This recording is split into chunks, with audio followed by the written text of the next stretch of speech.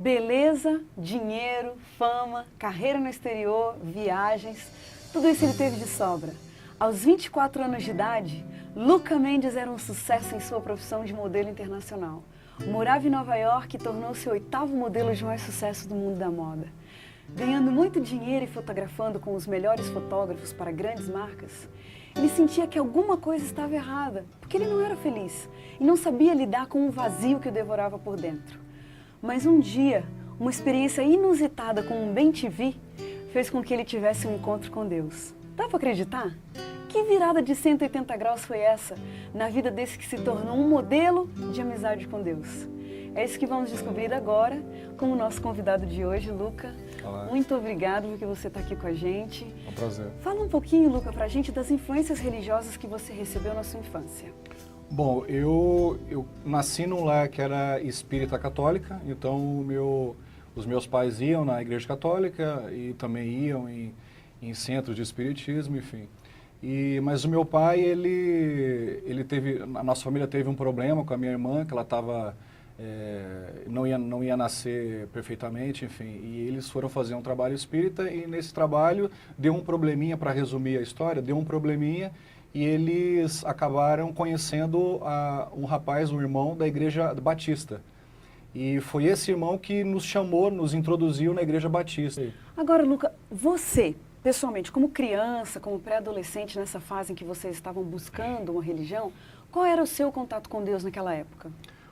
Olha, o meu contato com Deus era quase nulo, né? Porque primeiro você está aprendendo, né? E aí a partir do momento que você começa a conhecer um pouquinho mais da Bíblia, tem um pouquinho mais de convívio social dentro da igreja, você começa a querer entender quem é esse Deus, né? Só que, infelizmente, nas igrejas que a gente passava, a gente não tinha esse conhecimento mais profundo de Deus. A gente ficava aquele conhecimento superficial, se baseando muito na música e no louvor e pouco de Bíblia, sabe? Então, a partir do momento que a gente começou a conhecer mais profundamente a Bíblia, a gente começou a se interessar mais por Deus mesmo, começou a entender quem é Deus de verdade, quem é Deus, um Deus de amor, um Deus que está sempre te acompanhando. E isso, quando eu era jovem, quando eu era bem novinho, eu não tinha essa noção de que era um Deus que te acompanhava, que te amava. Nas outras igrejas, eles me ensinavam que Deus era um Deus assim que deveria ser respeitado e só isso, sabe? Que se você quisesse fugir do inferno, você deveria respeitar a Deus e só isso, basicamente isso. Não precisava ter uma fidelidade, nada mais. Qual era a realidade da sua vida, Luca, aos 24 anos de idade? Aos 24 anos de idade, eu estava no auge da minha carreira. Eu era um modelo internacional, como você falou. E eu morava com a minha namorada em Nova York e a gente viajava o mundo todo. Agora, só para a gente saber um pouquinho assim os caminhos, né? Como que aconteceu? Só pontua para a gente essa coisa de você chegar a ser um modelo internacional morando em Nova York. Eu, com 18 anos, eu fui convidado por uma agência de Milão, que foi até São Paulo. E eu estava numa agência em São Paulo e esse booker de Milão, esse agente de Milão, falou assim, eu quero você na minha agência. E a partir daí eu comecei a trabalhar como modelo. Eu tranquei a minha faculdade, eu estava fazendo direito na época. Eu tranquei a faculdade, meu pai liberou para eu ir, eu fiquei feliz e fui. E a partir daí a gente começou a viajar o mundo todo, trabalhando. E aí depois de um tempo eu tirei como base Nova York, eu fiquei morando em Nova York com a minha namorada. E quando eu tinha 24 anos já estava no auge da minha carreira já. Então, que sentimentos que te acompanhavam? Porque para muita gente que é brasileiro, que está assistindo a gente agora, muita gente, de repente, tinha esse sonho, talvez na vida ou ainda tem, né? E pensa o seguinte, uau, uma pessoa que chega a morar em Nova York como modelo internacional não pode ter motivo nenhum para não ser feliz. Exatamente.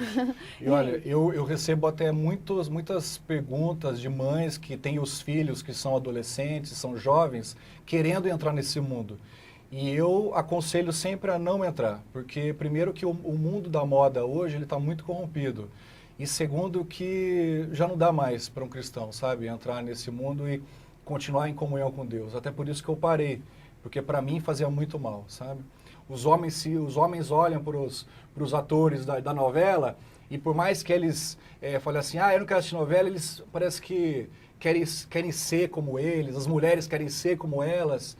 E só que eles não sabem que por trás de toda essa fama, de toda essa história de sucesso, existe uma pessoa que é como eu e você, só que muito mais triste. Agora, como que você explica essa tristeza que você sentiu aos 24 anos? Pois é, quando eu era bem jovem, bem criança ainda, eu já tinha planejado a minha vida. O meu pai, ele sempre nos ensinou a ser o primeiro, sempre o primeiro. Ele era uma pessoa extremamente capitalista e estava certo, sabe? Nesse sentido de não conhecer Deus, não conhecer muita coisa da Bíblia, ele nos apresentava o mundo de uma forma que deveria ser assim, a gente procurar dinheiro, procurar o sucesso, procurar ser sempre o primeiro. Então eu procurava isso e finalmente eu consegui. Na minha carreira eu consegui atingir um dos maiores pontos que alguém poderia conseguir. Só que o problema é que como o mundo te ensina que ali está a felicidade, ali está no sucesso, na fama, do dinheiro, ali está a felicidade, a gente procura e quando a gente chega nesse ponto, a gente fala assim, bom, agora eu vou ser feliz.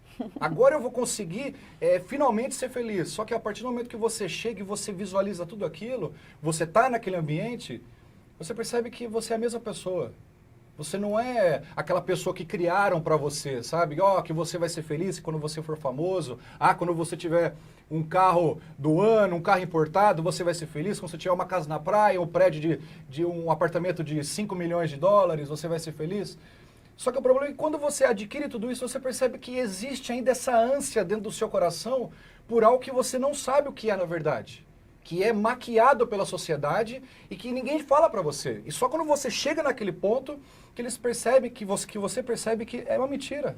O que você começou a fazer nessa fase que você estava longe de Deus e você disse que não tinha ainda um contato muito forte com Deus? O que você começou a fazer, já que você alcançou o que todo mundo dizia que era o segredo da felicidade e a felicidade não estava ali?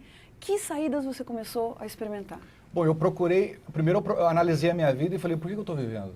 Né? Por que eu acordo pela manhã, respiro, sigo o meu dia? Porque o meu dia é basicamente como o dia de todo mundo. Você acorda pela manhã, toma o seu café da manhã, vai para o trabalho, almoça, volta a trabalhar, vai para sua casa, vai dormir. Ou se não, assiste jogo de futebol ou uma novelinha antes de dormir. E para quê? Para o dia seguinte você fazer tudo outra vez. Então eu fiquei pensando, será que é isso?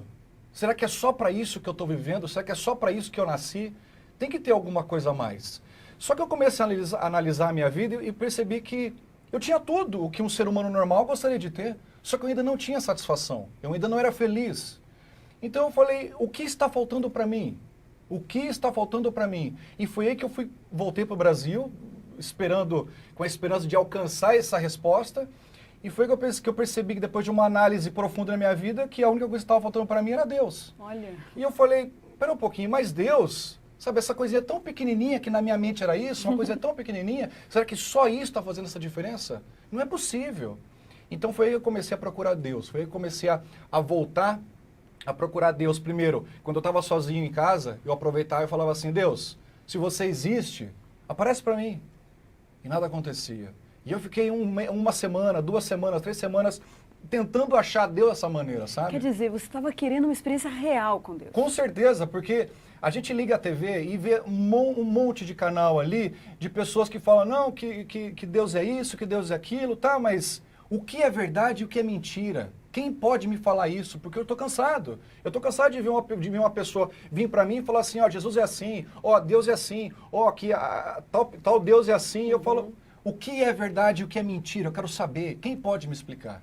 Luca, conta pra gente o que é que um passarinho, que um bem-te-vi tem a ver com o seu encontro com Deus? Bom, depois de começar a procurar Deus em várias igrejas que eu tinha passado durante a minha infância, eu percebi que eu não ia conseguir só procurando dentro da igreja, sabe? Então foi aí que eu comecei a discutir com Deus, falando, será que você existe mesmo? Será que eu não estou ficando doido? Será que eu não devo voltar só para Nova York e seguir a minha vida? E foi aí que eu conheci um pastor, que se chamava Pastor Ivan Canhadas, e ele me falou assim, Luca, o que você precisa fazer é acordar pela manhã e antes de tomar o café da manhã, você lava o rosto, toma um copo d'água para realmente acordar, vai para sua cama, ora, fala com Deus, abre o coração a Deus e estuda um capítulo da Bíblia. E eu falei assim, não é possível. Esse pastor está mentindo para mim, porque eu às vezes faço isso. Eu às vezes leio a Bíblia, eu às vezes oro, só que nada acontece. E eu não acreditei nele. E foi que naquele dia eu voltei para casa sem acreditar nele, não ia colocar aquilo em prática. E uma bela hora da madrugada, eu ouço um barulho ensurdecedor, que era do BenTV. E eu olhei o relógio 5h11 da manhã. 5h11 da manhã, e até o momento eu não sabia que era o BenTV. E aí eu fui até a janela, a minha esposa, que na época era minha namorada, estava do meu lado, e eu falei, que barulho é esse? Que barulho é esse? E aí eu fui até a janela, abri a janela, na janela tinha essa árvore, nessa árvore tinha o passarinho, que era o BenTV. E ele fazia um barulho. Posso fazer o barulho? Pode. O barulho era assim, ó. Parecia um piro atômico. Eu nunca vi um BenTV fazendo esse tipo de som. Porque BenTV, ele faz BenTV, não é? Ele não faz esse tipo de barulho. E aquele passarinho era estranho pra mim. Enfim, ele me incomodava tanto que eu não conseguia dormir. Porque ele continuava lá. Eu voltava na cama para dormir, só que ele continuava lá. Então eu tinha que descer até o térreo, até o jardim, abrir a porta do jardim, ir até a árvore, balançar a árvore para ele poder ir embora. Só que daí, quando eu volto para a cama, você não consegue mais dormir, certo? E isso continuou acontecendo durante mais ou menos 2 semanas. E eu ficava com aquele bicho na minha cabeça. E o engraçado é que era sempre no mesmo horário aquele passarinho ia lá. Sempre no mesmo horário, 5h11 da manhã. Veja, não era nem 5h10, nem 5h12, era 5h11 ele estava lá. E eu falava, que bicho é esse? Será que ele tem algum relógio de pulso? Porque não é possível, ele está precisamente 5h11 lá. E cantava, era histérico. Enfim, eu não conseguia dormir quando eu voltava para a cama e aquilo me destruía, porque eu não tinha um horário fixo para acordar. E eu vivia como vegetal durante essas 2 semanas, até o momento que, na última vez eu desci e falei assim, depois de espantar o passarinho, eu voltei para a cama e eu falei assim, quer saber? Eu vou ajoelhar aqui e alguma coisa vai acontecer, porque não é possível. Depois aquele pastor ter falado para mim que eu preciso acordar pela manhã, falar com Deus, e estudar um capítulo da Bíblia, eu não estou fazendo isso, e de maneira miraculosa começa a aparecer esse passarinho. Não é possível que isso é uma coincidência. Então eu vou ajoelhar aqui e alguma coisa vai acontecer. E não deu outra, eu ajoelhei e eu fechei o olho. Vamos esperar um segundinho, bem nesse momento. A gente vai interromper 1 minutinho a nossa conversa. Daqui a pouquinho, no próximo bloco, a gente vai ver. E o que será que aconteceu? Qual foi, de fato, a mudança que aconteceu na vida do Luca a partir dessa experiência? E depois dali, quais os obstáculos ele teve que enfrentar? O que significa mesmo ter uma experiência concreta com Deus? Daqui a pouquinho, depois do intervalo, a gente se fala.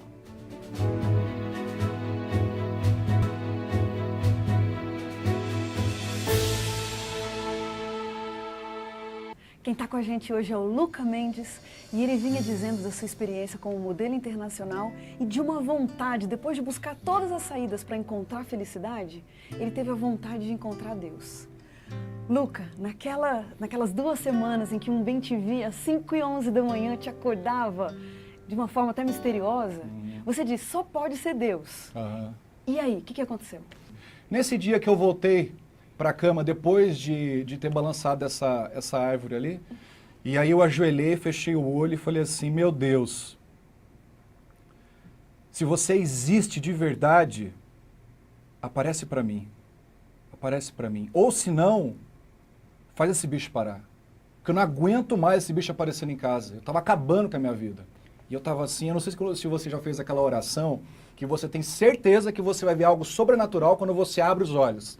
Então você abre os olhos assim, né? Você está assim, você abre os olhos assim, ó. E você olha. E eu olhei o quarto todo e falei, não tenho certeza que eu vou ver. E nada.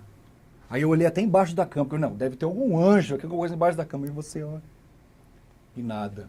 Nada aconteceu. Só que daí eu dormi, segui aquele dia.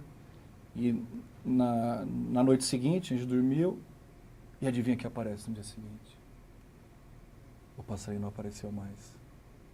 Só que o engraçado é que eu acordei às 5h11 da manhã. E é engraçado porque você fica esperando o bicho aparecer, sabe? Eu fiquei esperando, não é possível, já é 5h11, sempre aparece. Só que eu lembrei da oração do dia anterior, sabe? Eu falei, espera um pouquinho, eu pedi para ele não aparecer mais. Será que ele não está lá na árvore? Está querendo me enganar? Aí eu fui até a janela, abri e nada. Creriana, esse passarinho nunca mais apareceu em casa. Mas eu te falo uma coisa. Eu nunca mais parei de acordar pela manhã, falar com Deus e estudar um capítulo da Bíblia.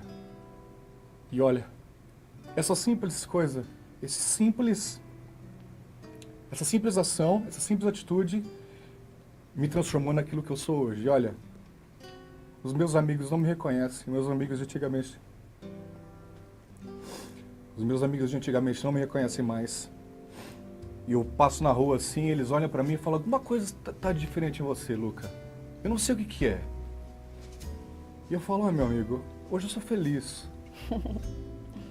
E olha, esse simples ato me fez entender que eu não preciso ver Jesus, não preciso ver Deus, não preciso sentir, não preciso ouvir Deus para acreditar nele. A partir do momento que eu falo com Deus pela manhã e estudo um capítulo da Bíblia, eu me sinto como se estivesse na companhia dele durante o dia, sabe? Esse simples ato me transformou. Não, Luca, a gente não tem, ouvindo essa história, a gente não tem dúvida de que realmente esse foi um ponto marcante, um ponto da virada para você. Agora, lógico, a vida continua, você estava envolvido no mundo da moda. Quais os obstáculos que você teve que enfrentar a partir dali para ser um amigo de Deus e levar a vida? Bom, a partir do momento que eu comecei a seguir a Deus de verdade mesmo, comecei a sentir essa satisfação que eu não sentia há muitos anos, eu ponderei, coloquei na balança a minha vida como modelo e a minha vida em comunhão com Deus e falei, não vale a pena continuar com a minha vida profissional de modelo. Por quê? Porque a profissão de modelo, ela facilita para você muitas coisas, principalmente a fama, o sucesso, o meio de pessoas muito bonitas. No seu caso, pontua pra gente exatamente a abrangência do seu trabalho. Bom, eu trabalhei com os melhores fotógrafos do mundo. Eu trabalhei com o fotógrafo da Madonna, por exemplo, que se chama Steven Klein. Ele fez os clipes da Lady Gaga, alguns clipes da Lady Gaga. Eu fotografei com o Steven Meisel já, com quem mais? Com o Mário Testino, que é o queridinho da moda também. Eu fotografei para Versace, para Roberto Cavalli, para Dolce & Gabbana, para Pinko, para muita coisa, para C&A, para Biblos, para aqui no Brasil, Yas Brasil, muita coisa mesmo, o Fórum, o Zump. Foi fácil para você dizer o seguinte, olha, estou percebendo que isso não está mais batendo com esse novo estilo de vida? Olha, não foi fácil no começo, mas depois que você para com toda aquela vida pecaminosa que você tinha, você percebe que vai facilitando, sabe? E não demora muito. Depois de 1 mês, 2 meses, quando você começa... Porque a Bíblia, ela é fantástica, Cariane. Quando você começa a estudar a Bíblia mesmo, não ler, estudar a Bíblia, você começa a perceber que ela é um livro extremamente poderoso. Ela é um livro capaz de mudar vidas de um jeito. Então, o que ela fez comigo, ela me mostrou um estilo de vida, uma vida totalmente diferente daquilo que eu tinha. E a vida que eu tinha, ela não me dava prazer, sabe? Ela não me dava satisfação. Ela me dava talvez um prazer momentâneo, mas a longo prazo eu me sentia vazio, sabe? E a Bíblia, e no estudo dela, e no conhecimento de Deus, eu comecei a perceber que a vida é muito mais do que só isso. A vida é muito mais do que só esse mundo. Mas você vai falando aí, vem me vindo tanta pergunta à cabeça. Por exemplo, quando você diz que seus amigos olham para você e não te reconhecem mais, o que tem de tão diferente na cabeça do Luca de 24 anos para a cabeça do Luca depois que se converteu? Que mudança de visão de mundo que aconteceu? O Luca de 24 anos, ele tinha uma ambição incrível por ser famoso, ter sucesso, ser o melhor na sua área. Eu tinha recebido um convite, inclusive, para fazer um programa, um seriado na época que estava começando, que se chamava Lost. Eu não sei se você conhece esse programa. E era para mim fazer a participação que tinha um brasileiro lá, era para eu fazer. Só que no dia seguinte eu não fui, porque eu já estava totalmente insatisfeito com essa coisa toda, sabe? Então, os meus amigos de antigamente, eles gostavam de mim porque eu era arruaceiro, eu era uma pessoa que vivia bebendo, uma pessoa que não tinha apego a nada, sabe? Tudo para mim era descartável, principalmente relacionamento familiar, relacionamento com namorada, relacionamento, sabe? Tudo para mim era tudo artificial. Então, eles olhavam para mim como se eu fosse um modelo de existência, sabe? Porque eles olhavam para mim como algo que eles queriam ser, sabe?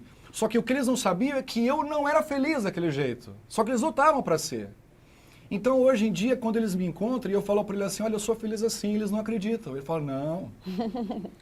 Eu, por algumas vezes, fui até convidado a fazer novela numa rede aí grande, de emissora grande, e eu também não rejeitei também. Então, tudo isso fazia com que os meus colegas falavam assim, Luca, o que você tem, cara? Você está ficando fanático.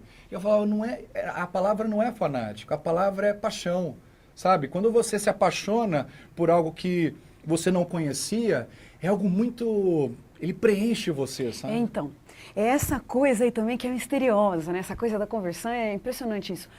Fala pra gente, Luca, o que significa estar apaixonado por Cristo? Olha, É possível isso? é muito possível. Eu sou apaixonado por Cristo há mais de 6 anos hoje. E eu te falo, Jesus, ele é... Pra você ver, eu sou uma pessoa muito dura, Cristiano, sabe? Eu sou uma pessoa assim que... muito racional, não me emocione facilmente, mas para você entender, quando eu toco no nome, olha como é que eu fico. Então, assim, é algo muito forte dentro de mim. Ele veio de um jeito na minha vida, Deus entrou de um jeito na minha vida, que é como uma... E é uma paixão, assim, que alguns até perguntam assim para mim, Lu, como que você consegue ter esse primeiro amor? E eu falo, meu amigo...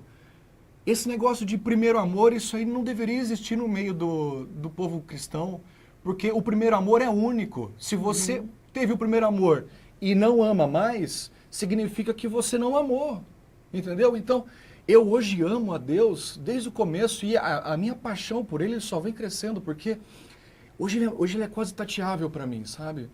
Então, é muito possível, sim, você ser apaixonado por Deus. Só que para isso acontecer, você precisa ter um relacionamento sólido com Ele, como qualquer área na sua vida. Não somente como você se relaciona com a sua esposa, com seus amigos, com os seus pais, com os seus filhos. Quando você se relaciona dessa forma com Deus, andando com Ele 24 horas por dia, você percebe que Ele é muito vivo do seu lado. Você percebe que Ele te influencia, que Ele te mostra o caminho certo. Mas só que essa comunhão, ela exige um pequeno esforço no começo. Como eu te falei, a minha comunhão, ela começa de manhã. É de manhã que eu vou ali na cama, eu antes de tomar o café da manhã, antes de qualquer coisa, eu vou ali nos pés da minha cama e falo assim, meu Deus, me ajude nesse dia que você sabe o que vai acontecer comigo. Me proteja, me inspire e estudo o capítulo da Bíblia, porque eu quero que Deus fale comigo através da Bíblia também, nessa resposta. Luca. E durante o dia, eu vou manter essa comunhão com Ele. E por causa disso, esse é o segredo de ter uma paixão com Jesus. Quando Olha, você tem comunhão. A única forma que eu tenho para dizer é o seguinte, que história linda. Não tem mais o que dizer. Bom. A gente tem umas perguntinhas aqui, um ping-pong no nosso programa. Fala pra gente o que vem à sua mente quando você ouve a palavra vida. Deus, com certeza. Sucesso. Sucesso está com Jesus no céu. Dinheiro. Dinheiro... Puxa, dinheiro... Infelizmente necessário, mas não tanto quanto a gente pensa. Pecado. Pecado é quando você se afasta de Deus. Um privilégio. Um privilégio. Privilégio, eu acho que ter a minha esposa do meu lado hoje. Um medo. Medo. Medo de não atingir a expectativa de Deus na minha vida. Uma grande verdade. Só Deus pode satisfazer o ser humano, nada mais. Uma grande mentira.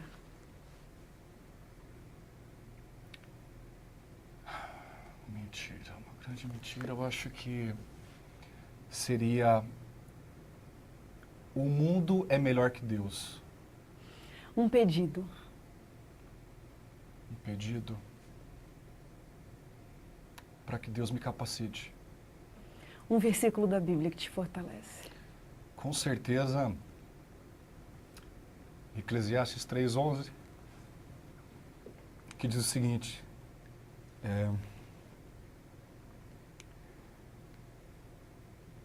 que Deus colocou a eternidade no coração do homem, sem que ele percebesse. E eu acho que somente Deus é eterno. E quando ele fala isso, ele fala que O homem tem um vazio dentro do coração que somente ele pode preencher. E quando você não preenche esse vazio com Deus, com comunhão com Deus, você começa a procurar no mundo algo para preencher. Só que, infelizmente, não vai te satisfazer. Luca, eu me sinto muito honrada e abençoada de ter esse privilégio de ouvir a sua história. Muito obrigada porque você veio aqui. E a gente termina o programa 180 Graus, o ponto da virada, feliz por esse testemunho tão maravilhoso.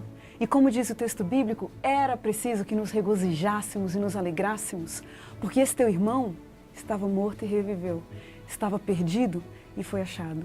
Que Deus te abençoe, um grande abraço e até o próximo programa.